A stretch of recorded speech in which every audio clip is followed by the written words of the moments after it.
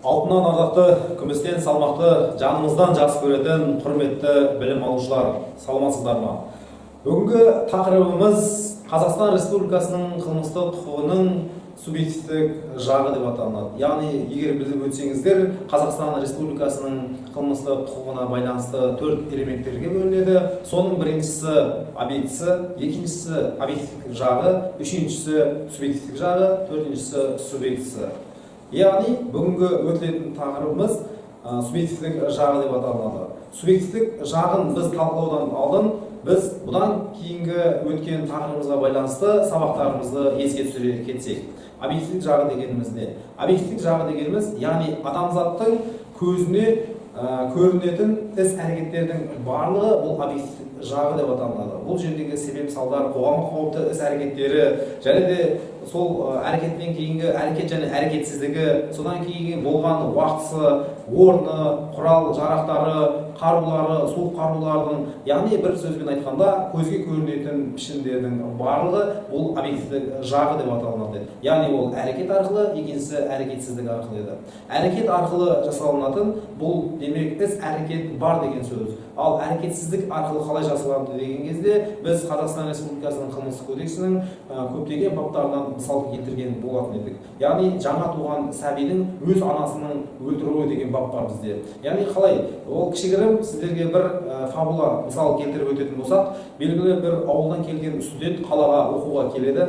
Оқып келе жатып бір студентті ұнатып қалып, содан көтеріп қояды. Көтергеннен кейін жігіті оның балалы болуына қарсы шыққаннан кейін қызды тастап кетеді. Қыз жігітке деген махаббаты жек көрінішке айланып кеткеннен кейін балаға дегенде махаббаты суый бастайды. Ол баласын босанғаннан кейін оған тамақ бермейді, оған өте нәзік жанды азамат болғаннан кейін міндетті түрде оған көңіл бөлмей қалады. Ал нәзік жанды кішкентай сәби жылап тамақ бермегеннен кейін солай қайтыс болып кетеді. Демек, бұл жерде сұрақ, бұл жердегі жаңа туған ана әрекет арқылы өлтірді ме, әлде әрекетсіздік арқылы өлтірді ме? Бұл жерде әрине әрекетсіздік арқылы өлтірілді деп белгіленген. Енді бүгінгі тақырыпқа байланысты келетін болсақ, бұл объективтік жақтың антонимі, яғни көзге көрінбейтін іс-әрекеттері болып есептелінеді. Яғни адамзаттың ішкі сезім, ниеті, мақсаты, кінәсі бұл субъективтік жағы болып есептелінеді екен. Егер де байқайтын болсаңыздар, кез келген жерде қоғамға қауіпті іс-әрекет болатын болса, бұл не арқылы істеді, немесе не үшін істеді деген сұраққа жауап береді екен. Бұл кек алу мақсатында істеді ме, пайда табу мақсатында істеді ме, тағы мысалы немесе ойнап істеді ме, немесе өзін қорғау мақсатында істеді ме? Осы өзін қорғау мақсатында істеген болатын болса, бұл жерде қылмыстың құрамы болмайды. Демек, бұл жерде оны өлтіремін деген, немесе қоғамға қауіпті іс-әрекет жасаймын деген бұл жерде адамда ниет болмады. Біз 4 элементтің біреуі болмаса, қылмыс болмайды деп түсіндіріп айтқан болатын едік, естеріңізде болса. Енді құрметті білім алушылар, біз ниет пен мақсаттың бір-біріне тығыз байланысты екенін білеміз. Ниет дегеніміз не? Кез келген азамат немесе азаматшаның ішіндегі сезімдері, яғни ойланатын ойлары бұл ниет деп аталынады. Сол болашақтағы ниетіне қол жеткізгені бұл соның мақсаты деп аталынады. Осы ниеті және де мақсат көзге көрінеді ме? Әрине көрінбейді. Көзге көрінбегеннен кейін бұл ниеті, мақсаты бұл субъективтік жағы деп аталынады. Ал Қазақстан Республикасының қылмыстық кодексінің 19 бабына байланысты бұл кінә деп аталынады.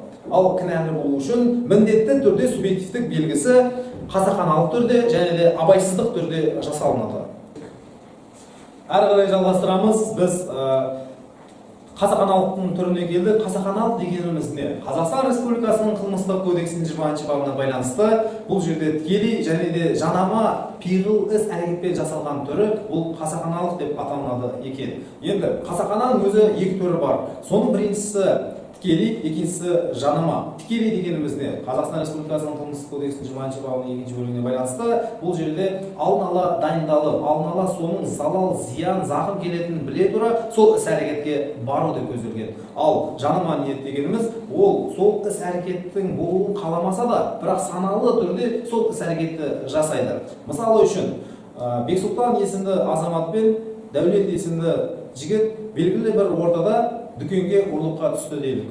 Осы іс-әрекетке байланысты магазинде екеуі бір күн алдын дайындалып жоспарлайды. Сағат қаншада жабылады, және де үйдің иесі, көршілері бұл жерде болады, болмайтын барлығын жоспарлайды. Солай жасайды да, барлық жоспарлар нақтыланып болғаннан кейін кейбір қасақаналық түрде терезеден кіріп, заттарды алып, барлық сумкасын салып кетіп бара жатқан кезінде сол жердегі үйдің иесінің, магазиннің иесі көріп қалады. Сөйтіп Бексұлтан және де Дәулет есімді жігіттер оның охранада қылмысын жасыру мақсатында оны қол-аяғын байлап, оны сол жерде өлтіріп кетеді.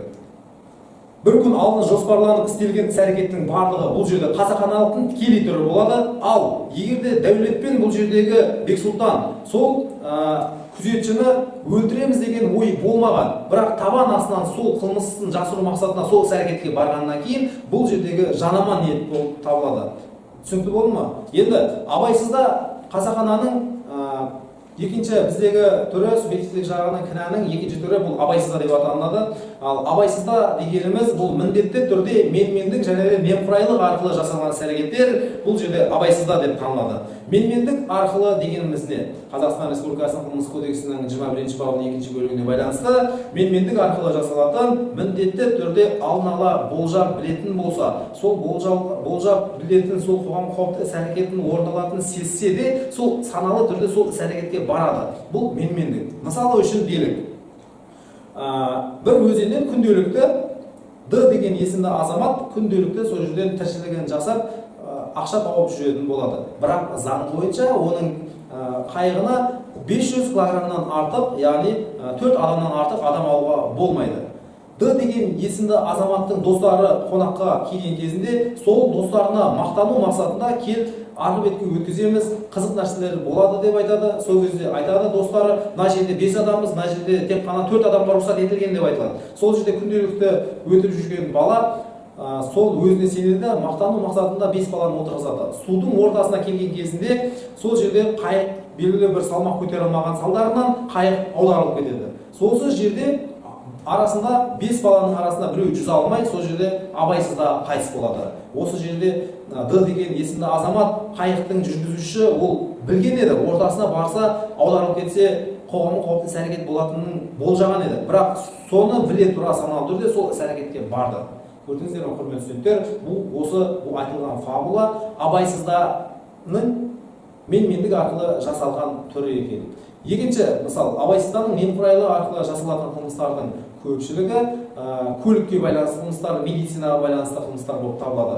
Мысал үшін көліктегі байланысты өзінің көлігіне арқылы немесе жаңағы медициналық салдарына байланысты Қазақстан Республикасының қылмыстық кодексінің 12-ші тармағында белгіленген қылмыстардың біреуін алып қарайтын болсақ, ауырып жатқан адамды оған укол салдыру салдарынан оған қанына зиян келу арқылы қаза болатын болса, яғни дұрыс сұйықтықты, дәрі-дәрмектерді оған қолданған кезінде оны жан-жағындағы әріптестеріне сөйлеп отырып, байқаусыздан оған уколды салып жіберсе, соның салдарынан қайтыс болып кететін болса, бұл жерде немқұрайлы болады. Менмендік және де немқұрайлылықтың айырмашылығы міндетті түрде менмендікте ол іс-әрекеттің қоғамға қауіпті іс-әрекеттің болатынын болжап біледі, ал немқұрайлықта ол алдын ала не болатынын болжап білмейді, бірақ сол іс-әрекетке барады. Түсінікті болды ма? Осы іс-әрекет арқылы бұлар ара-жігін ажыратып алады екенбіз.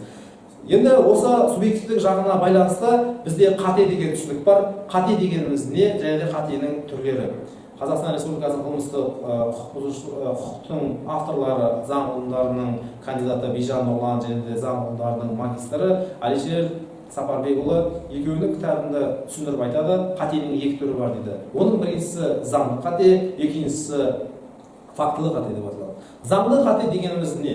Заңды қате дегеніміз, мысалы үшін Б деген азамат Түркиядан қымбат заттарды сатып алып келгеннен кейін Қазақстанға үстіне 2 есе 3 есе бағасын қойып, солай сатып баюды бастайды.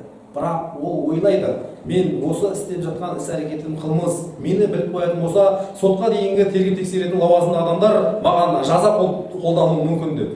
Дегенмен де бірақ бұл сауда, бірақ оның іс-әрекетінде бірде-бір қылмыстың құрамы жоқ. Бірақ ол саналы түрде мен қылмыс жасап жатырмын деп ойлайды. Бірақ былайша қарағанда заң жүзінен ол қылмыс емес. Екіншісі ойлауы мүмкін, үйінен мысалы компьютерларды ашып қойып, ойын бизнес іс-әрекеттерін жасау арқылы. Ол ойлайды, мен бизнес жасап жатырмын дейді. Бірақ та оның іс-әрекетінде қылмыс емес деп ойлайды, бірақ оның іс-әрекетінде қылмыстың құрамы болып шығады. Ол салық төлемейді, жасырынша сол іс-әрекеттерді жүзеге асырады. Дегенмен де сол жердегі порнографиялық зұлымдық жасайтын киноларды қояды және заң бұзушылық іс-әрекеттерді орын алады. Бұл жерде уже қылмыс болады. Осы субъективтік жағында міндетті түрде тергеуші, анықтаушы, прокурор жауап алу барысында білмедім, білмей қалдым деген нәрселер қарастырылмайды. Міндетті түрде іс-әрекет орындалады, оның ниетіне, мақсатына және кінәсіне тоқтала кетеді. Субъективтік жағын міндетті түрде қылмыстық құқық бұзушылықтың субъективтік жағын жақсылап үйреніп алатын болса, құрметті білім алушылар, сотқа дейін тергеп тексеретін кезінде кез келген қылмыстық істерді біз жақсы түсіне аламыз. Егер де адвокат болатын болсаңыздар, Қазақстан Республикасы қылмыстық кодексінің 32-ші бабына байланысты жақсылап үйреніп алатын болсаңыздар, қылмысты іс қысқартуды жақсылап түсініп аласыздар деп ойлаймын. Осыған мысал ретінде А деген азамат өзінің жұмысынан қайтып, ойында ештеңе жоқ, үйіне қайтып бара жатқан кезінде алдында жолын кесіп Б және Д деген есімді екі жігіт келіп, одан ақша сұрап, денсаулығына ауыр дене жарақат жеткізеді. Енді бұл жердегі А есімді азамат өзін қорғау мақсатында оларға қоғамға қауіпті іс-әрекет жеткізетін болса, немесе біреуін қаза келтіретін болса, бұл жерде қылмыстың құрамы болмайды. Неге? Себебі Қазақстан Республикасының қылмыстық кодексінің 32-ші бабына байланысты қажетті қорғану деп аталады. А деген есімді азамат үйінен жұмыстан шығып үйіне баратын кезінде сол екі жігіт алдынан шығады, сол жігітті өлтіремін деген ой болды ма? Әрине болған жоқ. Бұл жерде оның ниеті болмаған үшін, өзін қорғанып, сол іс-әрекетке барған үшін бұл жерде қылмыстық іс болмайды. Қылмыстық іс қысқарады.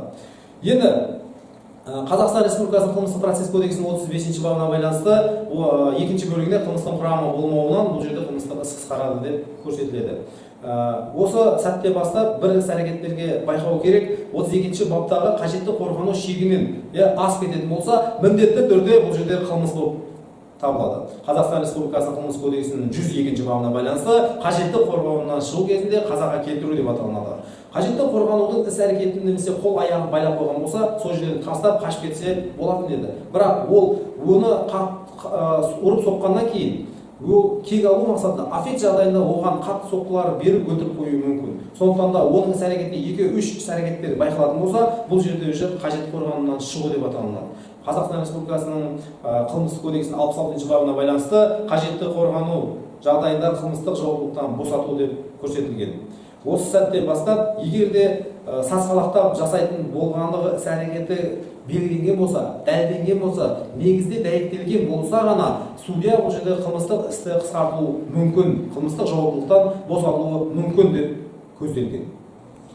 Бүгінгі тақырыбымыз субъективтік жағын қарастыру мәселесі кезінде казус деген сөз термині бар.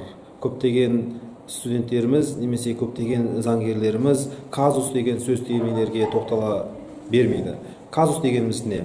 Казус дегеніміз қазіргі таңда Қазақстан Республикасында болып жатқан оқиғалардың қылмыс болса да, қоғам қауіпті іс-әрекет болған болса да, бұл қылмыс болып табылмайтын іс-әрекеттердің бірі болып табылады. Казус дегеніміз қазақшада кездейсоқ оқиға деген мағынаны білдіреді. Осыған байланысты бір кішігірім мысал келтіретін болсақ, ауылды аймақта өзінің баласын балық аулауға әкесі алып барады. Бірақ баласының досы мен де бірге барамын деп қалмайды.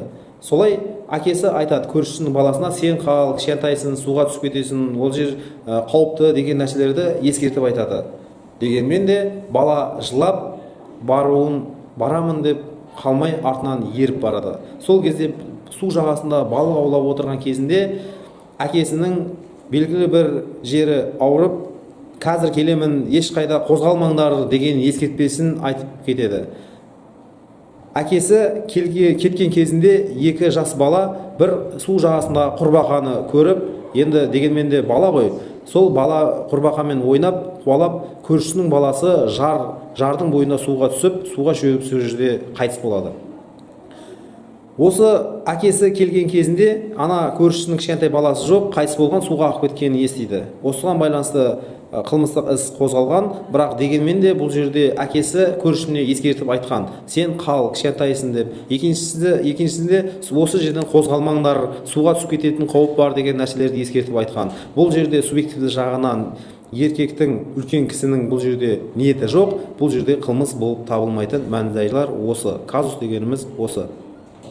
Әрі қарай жалғастыратын болсақ, құрметті білім алушылар, қатенің екінші түрі бұл фактылық қате деп аталынады. Фактылық қате дегенімізде міндетті түрде сол іс-әрекет орын алады. Орын алған кезінде сол азаматтыққа бағытталған іс-әрекет, мысалы, денсаулығына ауыр дене жарақат болсын, орта дене жарақат болсын, мейлі оны өлтіретін ой болатын болса да, бірақ басқа адамға байланысты қоғамға қауіпті іс-әрекет жасайтын болса, бұл жерде фактылы қателі болып есептелінеді. Қатенің фактылы қате деп есептелінеді. Мысалы үшін, ол азамат А деген азамат ойлауы мүмкін, белгілі бір жерге барған кезінде шетелден келген қонақтардың сумкасынан долларды ұрлап жатырмын деп ойлайды. Дегенмен де ол іс-әрекетті қалтасындағы әмияннан сол заттарды алып үйіне барып қарайтын болса, ол жердегі доллар емес, теңгелер болып шығады. Қазақтың теңгелері. Енді бұл жерде қате міндетті түрде сол іс-әрекетке бағытталды, не ұрлаған болса да, бірақ сол жерден сол іс-әрекетті істеді. Бірақ оның ойында ниеті доллар Американың пұл бірлігін алдым деп ойлайды. Бірақ дегенмен де ол қателесті, бұл жерден фактылық қате деп есептелінеді. Екіншісі, белгілі бір азамат екеуінің арасында дау-дамай туындап, дұшпан болып келеді, соны үшінші тарапқа барып, соны өлтіру мақсатында оған ақша береді. Ақша берген кезінде сол киллер оған байланысты бойын, қай уақытта жұмысқа баратынын, барлық мән-жайларды анықтайды. Ертесінде сағат жұмысқа 9-ға баратын кезінде үйіне шыққан сәттен бастап дәл сондай киімдегі адамды атып өлтіреді. Ол жердегі киллер мен ол берілген тапсырыс бойынша соны өлтірдім деп ойлайды, бірақ сол өлген адамның туған інісі ағасының киімін киіп дүкенге бара жатқан болады. Көрдіңіздер ме, құрметті білім алушылар, қатенің екінші түрі бұл фактылық қате дегеніміз осы.